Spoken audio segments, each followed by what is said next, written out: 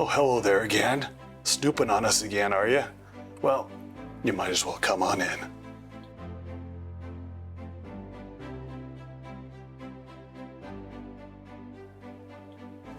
Joshua, accessories, boardroom. What do you wear? What do you not wear? How do you not alienate everyone else in the office? What says you? You want to elevate your style using subtle accessories that make an impact. We're also going to be talking about some other career initiatives like mastering your communications through email, Slack, and Zoom. Oh, Zoom. Zoom, yes. The new way of communicating in the business world. Online video meetings. Interesting. Yes. Okay. These are things that I need to be educated about. Yeah, that's a new world out there, isn't it? Well, on the last episode, I actually I stated inaccurately how I've never actually been in a boardroom, and that's not true. I've walked through a boardroom, and I think I've hidden in a boardroom that was in a hotel years ago, but that's another story, not suitable for this channel. Excellent. You'll have to tell me about that sometime. Oh, I did. You're once again your penchant for the. Yes. Cheers to that. Cheers to that, indeed, my dear fellow. Yeah. So, choosing and wearing accessories. What should you accessorize your outfit with in the corporate world, in the boardroom? Well, if you were to ask me, I would probably say you would like to probably present yourself as tame as possible. You know, it depends. You know, you have, if you're in North America, you have your East Coast and your West Coast, totally different vibe on what's acceptable. But let's just say, as a general overall, I would say if you were going to wear a pocket square or a pochette, you would go with a presidential fold, or a TV fold, or something very, very conservative, probably just in a white linen or white silk, just so you don't look too flashy or flamboyant, and a watch. Now, if you're in the tech industry, you would want to be wearing something that's associated with your field, but a nice stainless steel, I would say, perhaps quality automatic or manual wind sports watch, but nothing too large. You know, something like I believe a Rolex Datejust, but a subliminal Rolex, I think would look perfect for the part. Now, most people in my corporate world are wearing Apple Watches these days. How do you feel about that? Well, I'm starting to feel ill thinking about that, but it has a utility, and it has a utility in the proper environment. But you know, it depends on what type of boardroom situation it is. You know, if you come across more elevated, but if it's a boardroom and you're in the tech industry, of course you have to be wearing something similar to. Now, I happen to be in the tech industry, and but you always wear a mechanical and automatic watches. I have to admit, I always wear an automatic watch. Even though I'm working with the electronic side of engineering, I'm a huge fan of the mechanical side. So I always wear an automatic watch. Well, Joshua's also an engineer of sorts, one could say, correct? That's correct, yeah. Yeah, correct, yeah. Okay, so speaking about watches, what kinds of watch should someone wear to work? I know there's like divers watches, there's dress watches, perhaps other kinds of watches. What should you pick up and wear on your way to work? On your way? Well, at work in the corporate world. Well, it's another complicated answer on this because depending on your position, you know, are you in upper management? Are you a partner? How well do you want to look like you're doing? Do you want to outshine your boss and your generals or the principals of the corporation or the company? Do you want to remain slightly under the radar, but with that slight little flex, you know. That's true. Yeah, so If you're in sales too, I one time was talking to a salesperson who had a very nice Rolex on. It made me think, maybe I'm not going to get a good deal in the sales agreement. perhaps. So, like I was saying, things like the Rolex Datejust in stainless steel, I think it's a fluted bezel, by the way, fluted bezel. That would be a really, really good way to go. It can be a slight flex when it needs to be. It can be understated. Depending on your dress shirt, you can hide it. If you get it in the 40 millimeter or the 41 millimeter, you know, even though that's the larger size, there's a great way to disguise it, I think. Wait till your position is secured. Wait until you know where your social standing is in the company before you show up with your Vacheron Constantin or your Breguet or your your Audemars Piguet before you really Patek Philippe flex it out there. But that would be my stay with the stainless steel. Once you're running things, then you show up with your rose gold or your yellow gold equivalents on that's what I would say. Once you've made it, you can get the solid gold watches. Yes. Or once you know that you're secure. Once you know you're secure, spend your end of year bonus on something like that. But if you've worked in the corporate world and you know this environment, are you ever really secure? That's true. But you're you got to pretend like you are secure in your own capabilities. Exactly. But as long as you know in the back of your mind that your exit package will be looking good. Yeah. Just put it to you. I'll put it in the terms of exit package would keep you solvent for a few years. So somebody starting out though and entering into the corporate world, what kind of brands should they be looking for, especially if they're more of on a budget, but they want to elevate their style in the workplace? As far as watches? As far as watches, yeah. Oh, okay. Well, those entry-level Rolex, you can't do wrong. I'm not a huge fan of the things like the Submariner, overpriced for what they are and things like that. And it doesn't matter where you work. Half of the populace is going to think that's fake anyway. But as far as brands, I think Grand Seiko. Grand Seiko. That's a solid brand right there. That's a solid brand there, and the people that know will know, and you obviously want to get one of the later models that is branded Grand Seiko instead of Seiko, then Grand Seiko. But yeah, I think that's a really good start, I believe. Or an Omega, a really beautiful Omega Seamaster, so Speedmaster. Those can fit the bill there. Yeah, you think wearing a diver watch is fine with a suit or formal attire? Well, Pierce Brosnan had no problem with it. If he had no problem with it, then, he had no problem with it. Yeah. Then you shouldn't either, right? Yeah, exactly. Now you talked about pocket squares as a great accessory. Mm-hmm. Is there a particular place where someone should look to find their pocket squares? Oh, that's as it stands now in the tailoring world. I wouldn't even know where to start. There are so many outlets where you can find a decent silk pocket square, as long as you don't do the matchy, like the pocket square matches the tie thing. You never want to do that. You always want to make sure there's a contrast. And sometimes the greater the contrast, the more sartorially elevated your look will be. But there's just so many outlets. We're huge fans here of Rampley and Company. Yep. But I wouldn't even know where to start on that because there's so many things readily available. Just stay out of the malls.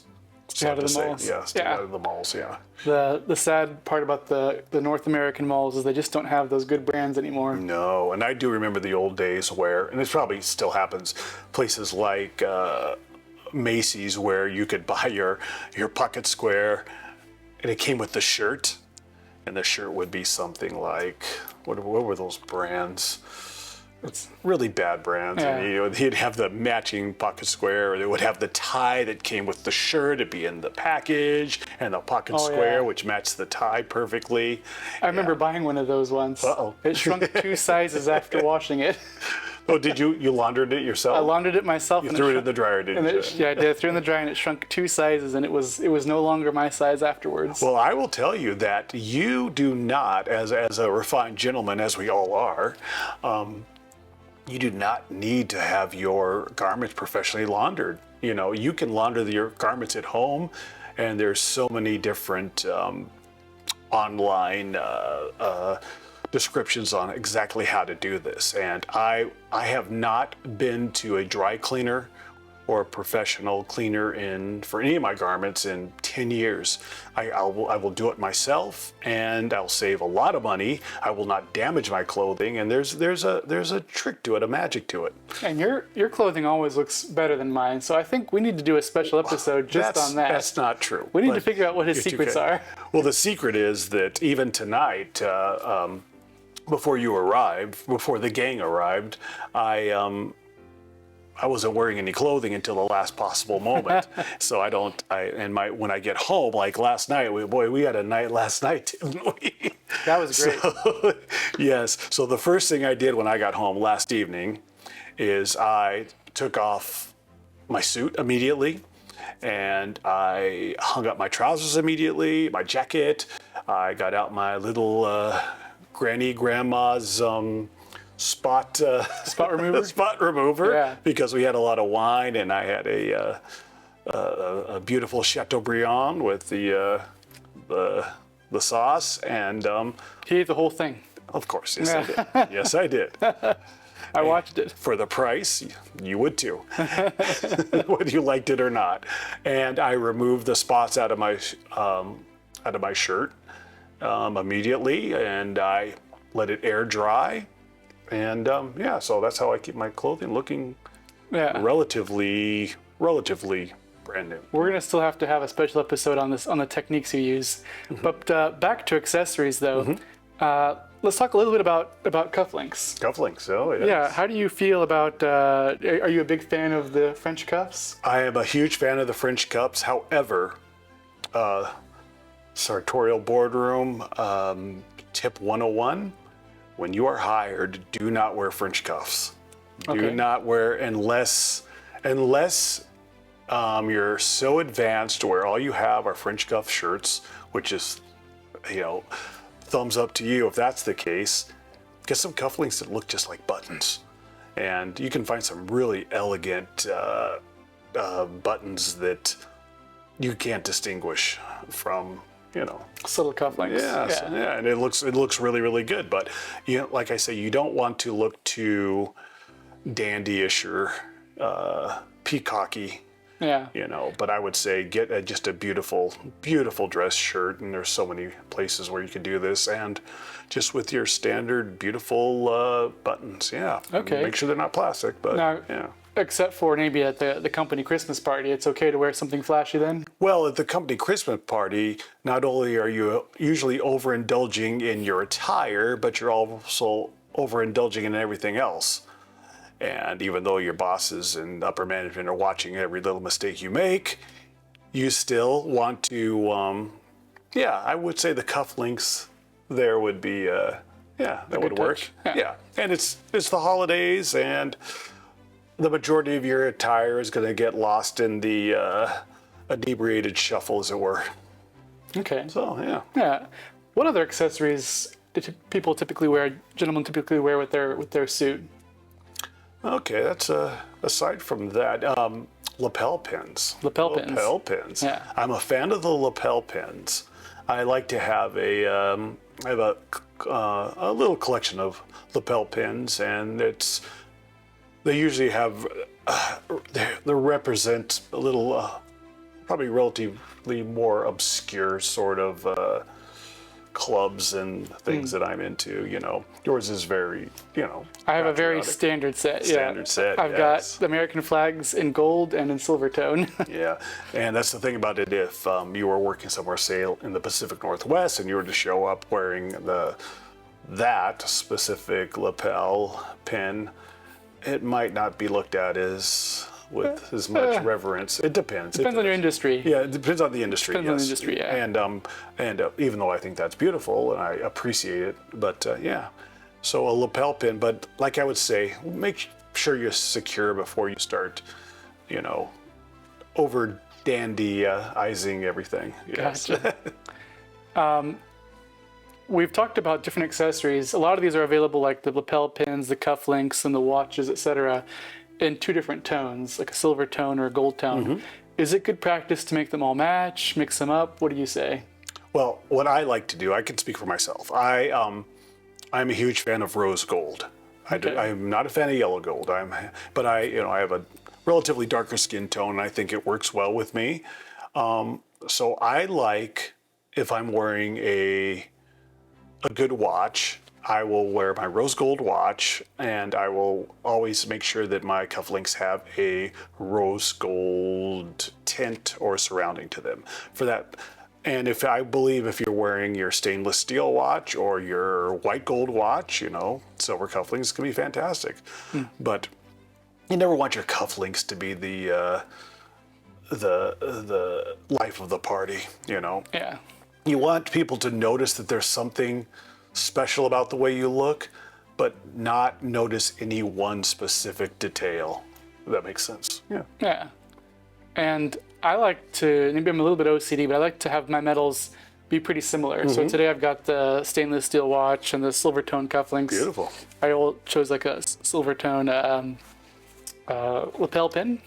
And also because I am a huge fan of fountain pens, I even have a silver tone fountain pen on me today. I found I don't have too many silver pens fountain pens in the white gold, but I like to have everything match. I'm a little bit on the OCD side in that regards, I guess. Those fountain pens, yeah, that's a very interesting thing there, because that's a whole another video and world in itself, the fountain pens. And Joshua has a lovely, lovely, expensive fountain pen collection. And I haven't caught the bug yet, but that's talk about an accessory too. Yeah. Especially if it's there's a way that it's revealed on your outfit. Yeah. I'm trying to get you into fountain pens, and there's a whole bunch of different brands that are great to wear. If you want to go for very, very high-end classic, you can't go wrong with the Mont Blanc fountain pens. Mm-hmm. And then there's also another great German brand is the Pelikan fountain pens, also really good. Again, you want to make sure you know how to use these fountain pens before you go out and wear them, because there is a bit of an art to it. If you've only used ballpoint pens, you do need to practice a little bit, because there's a bit of an art to using a fountain pen. I'm also a huge fan of the British brand Conway Stewart, which you may have recall seeing it in a Indiana Jones film. Oh yeah. Yes, it's a pretty famous fountain pen that he uses to spray ink in one of the antagonists. One of the baddies. One of the baddies, yes. Yeah, so I'm a huge fan of Conway Stewart, but recently I've been really into the Japanese brands. So this one I believe is a Pilot custom 912. Okay. Great So pen brand. Pilot is a Japanese brand? It is, yes. I did not know that. Okay. Pilot, Sailor, and Platinum are all great Japanese brands. What do those run?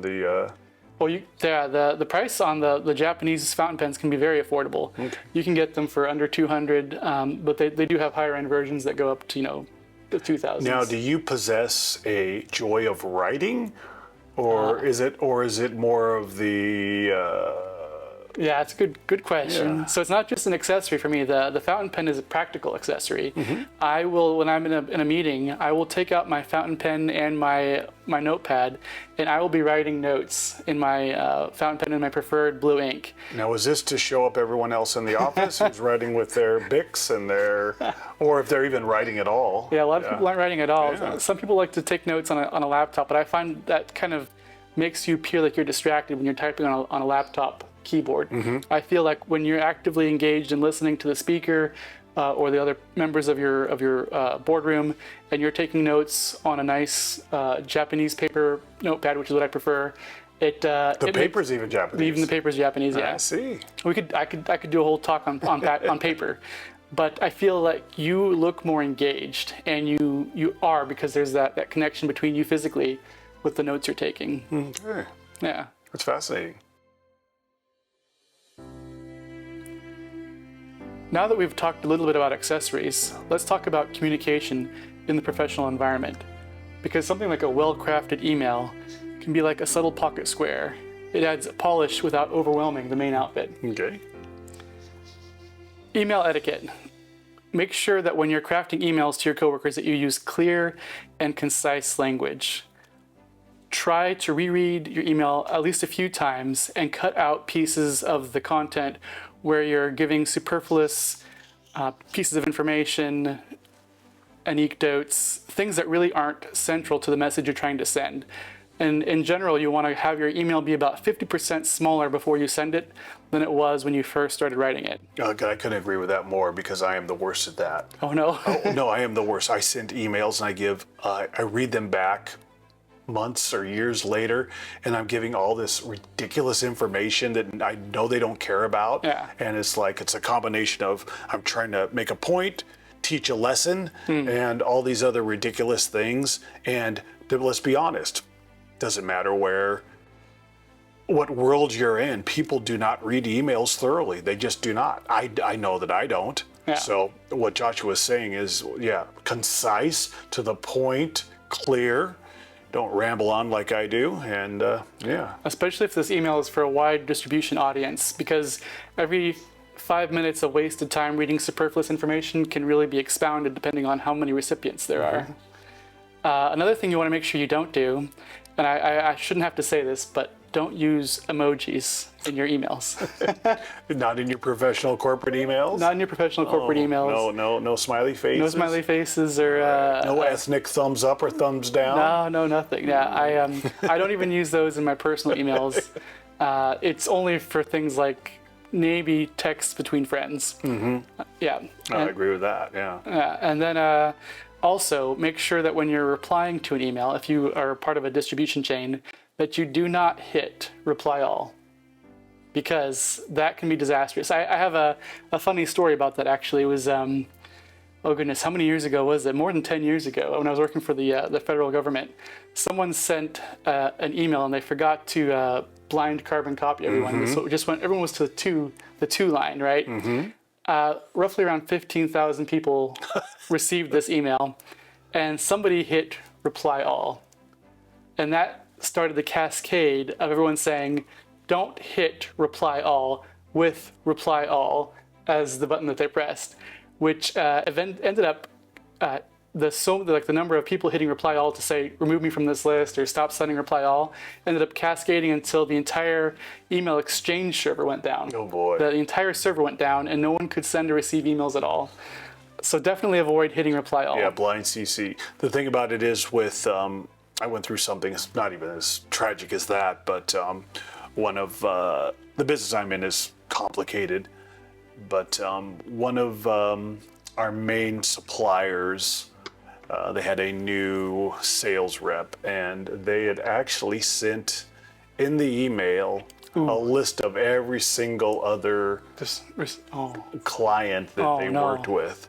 And when I saw that, and there wasn't very many, I knew the power that I had with this company, because you would expect them to have a much larger, vaster customer base, and they did not, and I knew it. Yeah, use the blind CC, because you can leak company secrets accidentally. A nefarious user could take that list, if it said happened to be a large list. A nefarious user could take that list and start using it as their sales target to try to take over that company's client list. So definitely be very careful with that. And now in the modern world, we use a lot of asynchronous communication besides email. So whether or not your company is using Slack or Teams, these are some things you definitely don't want to do. You do not want to start a message on Slack or Teams with hello or hi.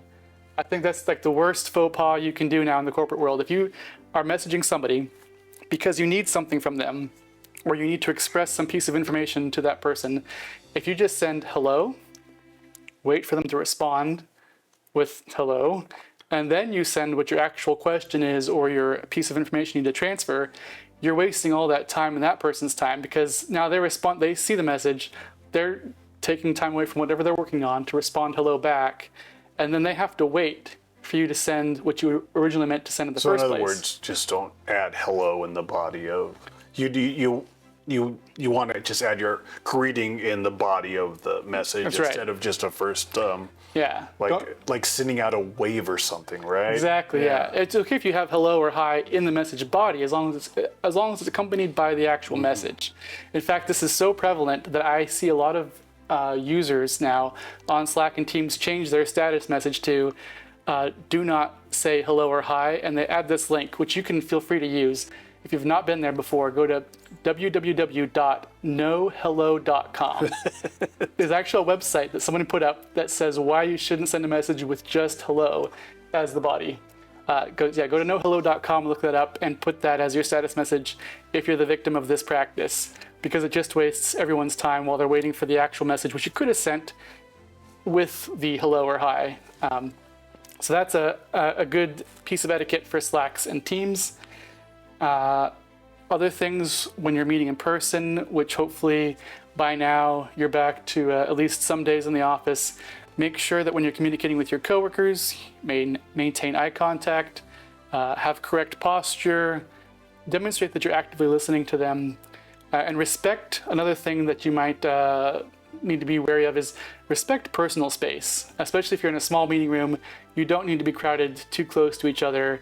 Make sure that the person that you're talking to or listening to has enough personal space. No, I agree with that. And another thing is you do not want to bring your home drama or your extracurricular drama to the workplace, and which I have been very guilty of. Oh, yeah. Yeah, I remember playing rugby in the summer, this is years and years ago, and showing up to work the same day because I took a long lunch, and I was hyper aggressive when I got back to the let's just say my place of employment, and a lot of eye contact, a lot of glaring and staring down until I was able to decompress throughout the day, and then it just took one nice young lady who worked there to say, "Stop acting like."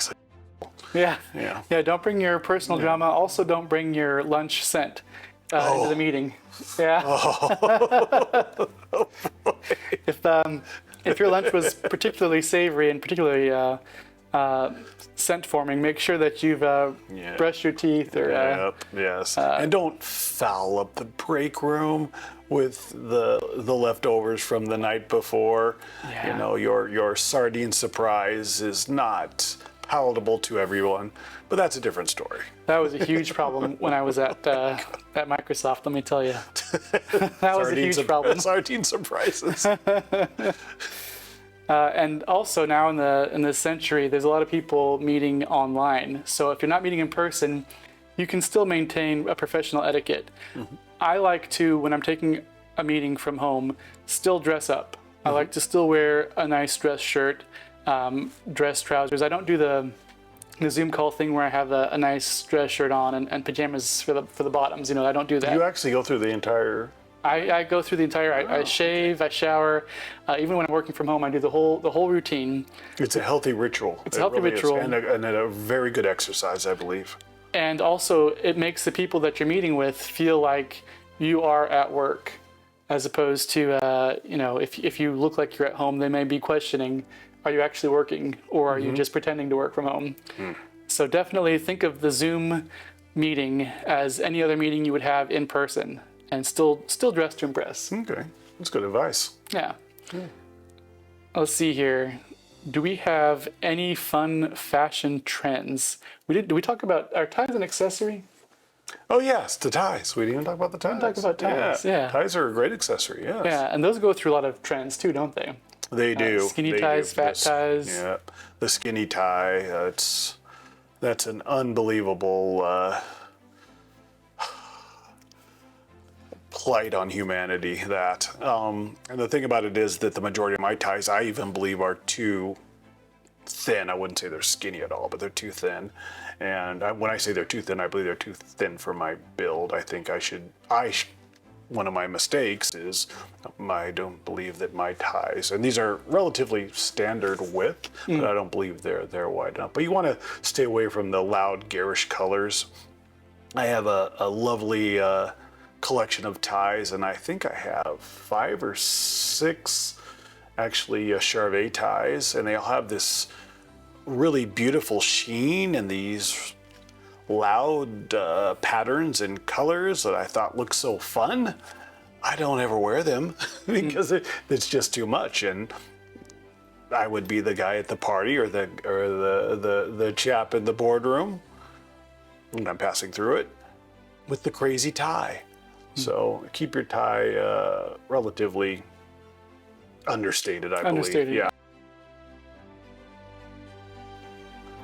So I believe if you're going to the office and you have a beautiful dark gray suit or a charcoal suit or a beautiful navy suit, and you want to remain understated but you want to look smart and you want to look considered, a knit tie is a beautiful option.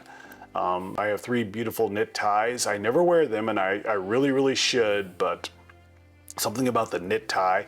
And if you remember from Goldfinger, Sean Connery was wearing a knit tie with his beautiful Antony Sinclair suit, with what they call the conduit cut on that suit that he was wearing. It's the Goldfinger suit, and the beautiful, beautiful knit tie. And yeah, it's very understated, and it's classic. Yeah, go for the knit tie. Knit ties are underrated. Knit ties, yeah. Absolutely. There we are, yeah. Okay. Should we talk about our current attire? Oh, please.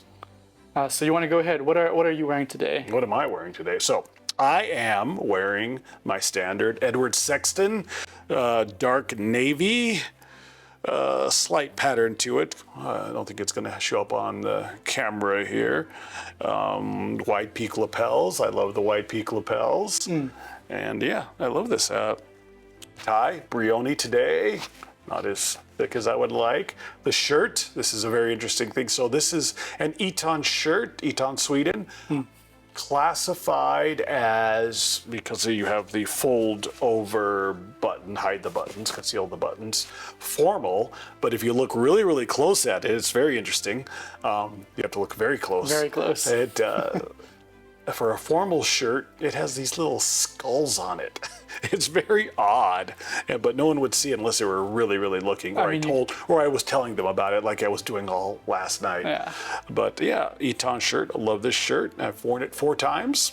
I've had it for 15 years. I can't tell from here, and I'm looking right at it. I can't see the pattern. You have to be really close to see it. Exactly. Yeah. And I'm wearing another pair of Cortez, another pair of buckle Arcas, and these are in a blue nuit, so these are in a dark blue with a slight burgundy on the buckle here. Yeah. Excellent. Pochette today is Rampley and Company, and this one specifically is, if you can pick it up on the, the right way? Yeah, pick it up on there, yeah. St. George and the Dragon, that old story, if we remember that old story. Classic. Yeah, classic story on that. Beautiful. Yeah. It's a beautiful piece, for sure. Saving the Princess on that. And then for my timepiece today, I am wearing hard to see, but a Blancpain Villeray Petite Seconde with Reserve de Marche in, you guessed it, my lovely rose gold. Yes. Beautiful piece. Yes. And 2 obnoxious rings. So Joshua, what are you wearing today? That fine ensemble. Oh yeah, so today I'm wearing another Brooks Brothers suit. I've got a collection of these that I bought when they were still being made in the USA. Nice classic pieces. And this is also a Brooks Brothers shirt from that same time period. And then the necktie is another Joseph A. Banks signature piece. When they were good. When they were good, yeah. Also made, I believe these are also made in New York. You can tell the quality on that too. Yeah. So just beautiful necktie.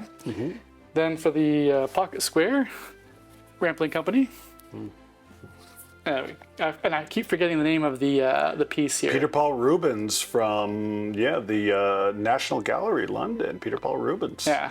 Yeah, and Samson and Delilah. This is a very interesting piece.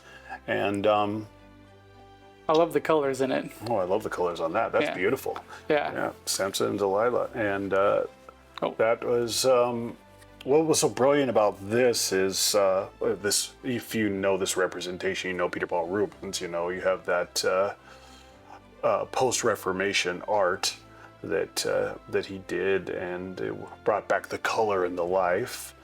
And the thing about it is that you have, even though Samson is laying there being, I'm sure this is after he was seduced,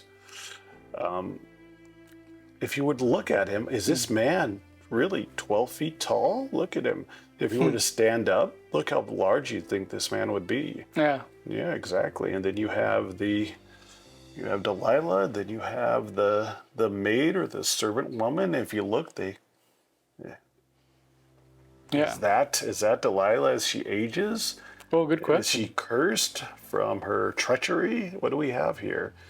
You know, you have the guards or the soldiers waiting in the wings that she's summoned to collect him.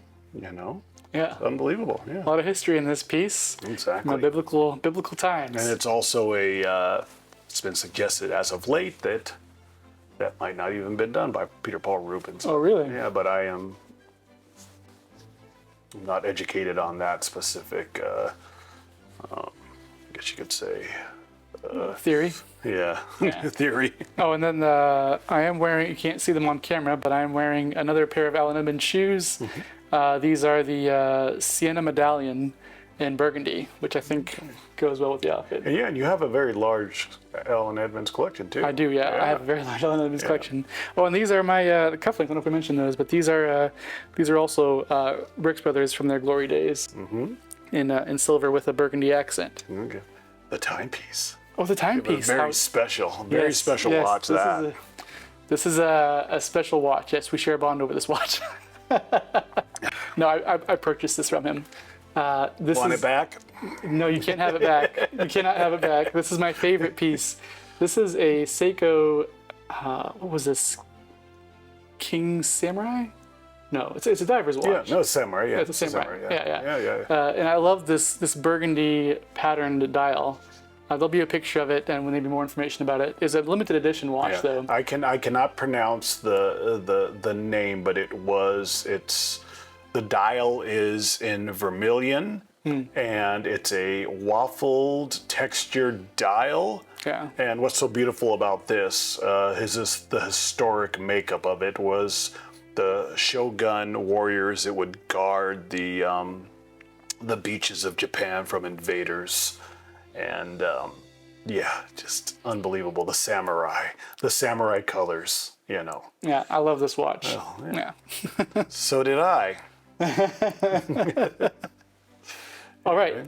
We have a call to action for our viewers. Please, if you could, tell us about the worst Slack or email faux pas that you've experienced at work. And also, if you have any accessory faux pas, or if you have any favorite accessories that you'd like to share with us, please put those in the comments down below. We're curious to see how you like to accessorize your outfit. And there's going to be a bunch of different options, hopefully, that we can maybe express in our next episode, where we are talking about lapels, collars, colors, and one of my favorite subjects, competitive interviewing. Competitive. There we are. Yes. Brilliant. So we will see you the next time. This is an invitation to like and subscribe. If you would be so generous and help us on our way. And thank you so much. See you next time. It's another beautiful day. It's another beautiful day.